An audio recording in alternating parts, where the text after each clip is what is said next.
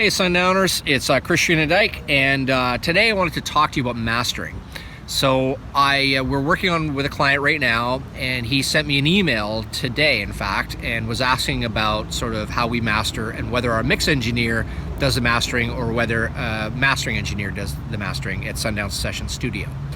And I need to emphatically point out that a mastering engineer always does the mastering, at least at our studio. And I wanted to add to that is really important if you're putting your music out, like whether you're doing it at home in your home studio, working with an online studio like ours, or a studio in your hometown. It's always best if you have a mastering engineer do the mastering. There's a very specific reason that there's such a separation of tasks between mixing and mastering. And mastering is definitely an art unto it itself. And I have a little story about that. When I was working as a mix engineer in a studio, I had a friend of mine who owns a very large mastering studio, very high end, and he asked me to come in to try to master. He liked my mixes and he thought I had good ears, and he thought that I should come down and give it a try and see if I liked it. So I thought, hey, why not? I've never done anything like that. So I got a mix that I had done myself, that I was very familiar with, and brought it on into his mastering studio. And I got into the mastering studio and from the $1 million speakers, and he showed me how the whole thing worked. It wasn't too dissimilar from mixing 2 tracks, but I got the workflow down, and I sat there and started to master. Well, after about 15-20 minutes of fiddling around on my own with this thing, I thought, man, I got a real knack for this. I think I'd be a great mastering engineer. It sounded really good on these fancy speakers, and it just was feeling like mastering is not that difficult. I don't know why these guys get paid so much, but hey, maybe this is something I should try. So I packed up and brought my mix home and threw it onto my trusty stereo and asked my girlfriend, who's now my wife, if she would have a quick listen to it. And cranked it up, and was as the drums came in, the vocal came in, I was kind of bobbing my head and sort of rocking, feeling that was pretty good. And then it was like, man, the bass seems a little tubby. Okay, whatever. And then my girlfriend said, hey, where are the guitars?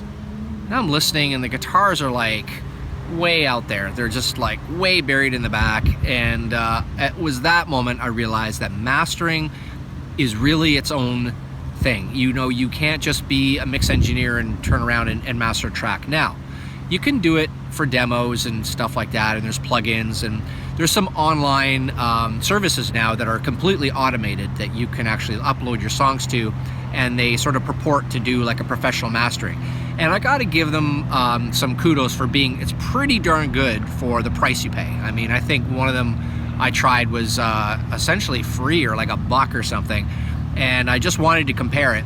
But when I compared it with my, master from a proper mastering engineer, there was no comparison. So it's pretty darn good for what they're doing, and I encourage them to keep trying, and one day they might get it, but it's not there yet.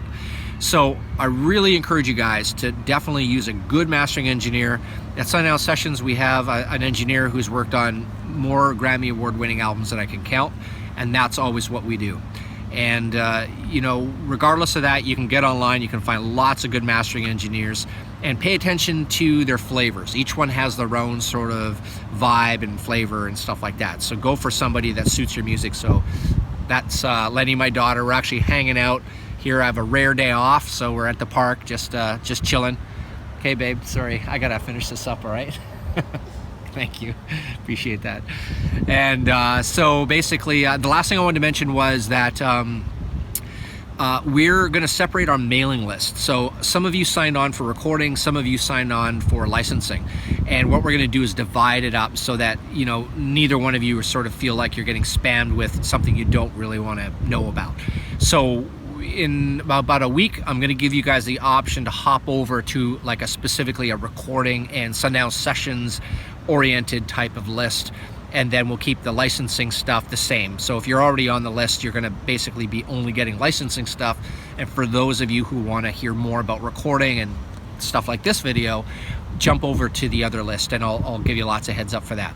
So anyway, I hope that was helpful. Remember, mastering and mixing are very different. Some studios try to cut corners and just have their mixing engineer, slap some, turn it up and sort of EQ it, it's never going to be as good. So if you're looking to make waves with your songs, definitely hire. It's a very important part of the process. So spend the money on a good mastering engineer, so that you didn't sort of blood, sweat, and tears all through the recording and the mixing, and then the last stage, you kind of muck it up. So you never want that to happen. So anyway, until the next time, happy recording.